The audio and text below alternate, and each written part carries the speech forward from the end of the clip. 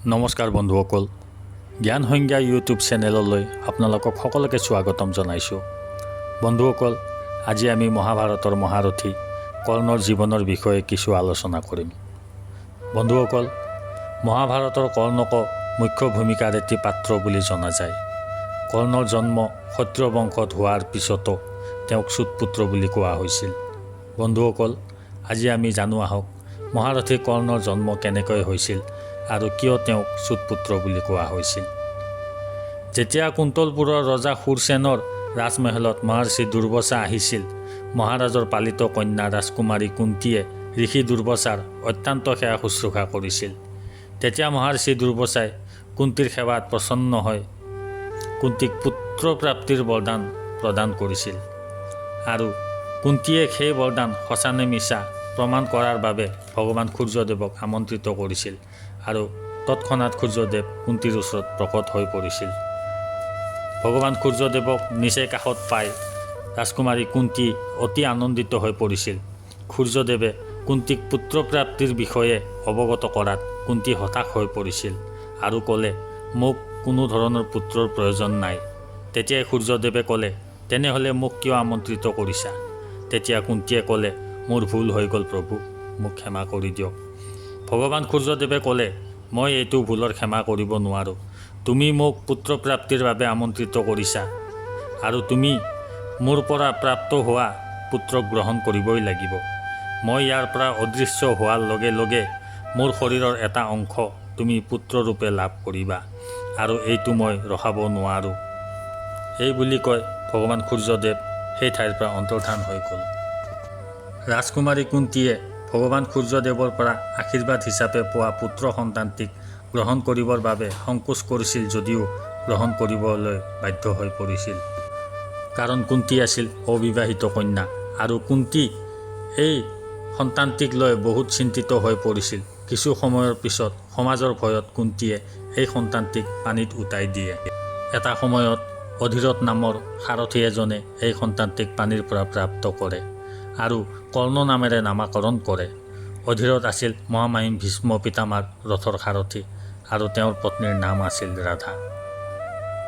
মহাৰথী কৰ্ণ সূৰ্যদেৱৰ অংশৰ পৰা উৎপত্তি হোৱাৰ বাবে সূৰ্যপুত্ৰ বুলিও কোৱা গৈছিল আৰু সূৰ্যপুত্ৰ হোৱাৰ বাবে তেওঁৰ শৰীৰত অদ্ভুত পৰাক্ৰমী শক্তি আৰু তেওঁ নিজৰ শক্তিৰ প্ৰতি সম্পূৰ্ণ বিশ্বাস আছিল।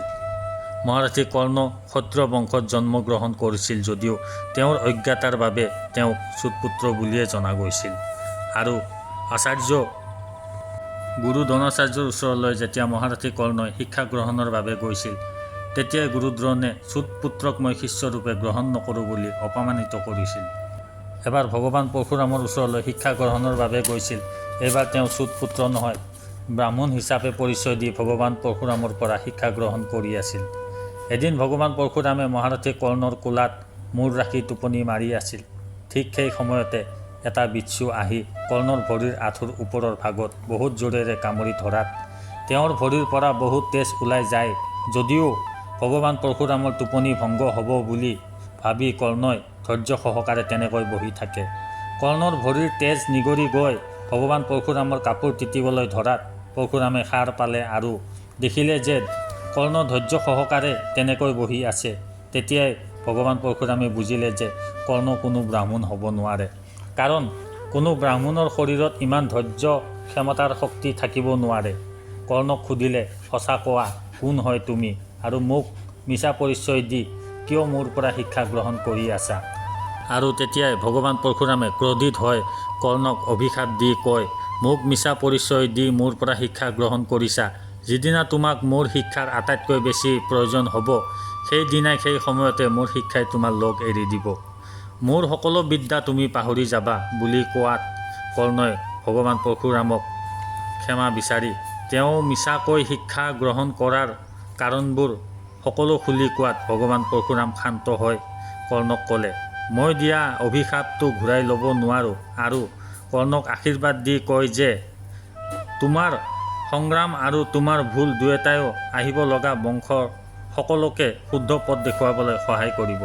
এই বুলি কৈ ভগৱান পৰশুৰাম সেই ঠাইৰ পৰা আঁতৰি গুচি যায় এবাৰ যেতিয়া পাণ্ডু পুত্ৰ আৰু ধৃতৰাষ্ট্ৰৰ পুত্ৰসকলে শিক্ষা সম্পূৰ্ণ কৰি হস্তিনাপুৰলৈ ঘূৰি আহিছিল, ঠিক সেই সময়তে মহাৰাজ ধৃতৰাষ্ট্ৰই তেওঁলোকৰ মাজত যুদ্ধ কলাৰ প্ৰতিযোগিতা আৰম্ভ কৰাৰ মনস্থ কৰিছিল। কাৰণ তেওঁ চাব বিচাৰিছিল তেওঁৰ পুত্ৰসকলৰ সামৰ্থ্য বেছি নে পাণ্ডু পুত্ৰসকলৰ সামৰ্থ্য বেছি।